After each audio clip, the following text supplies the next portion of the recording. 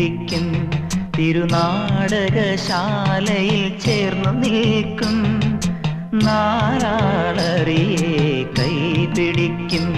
തിരുനാടകശാലയിൽ ചേർന്നു നിൽക്കും യമുനാ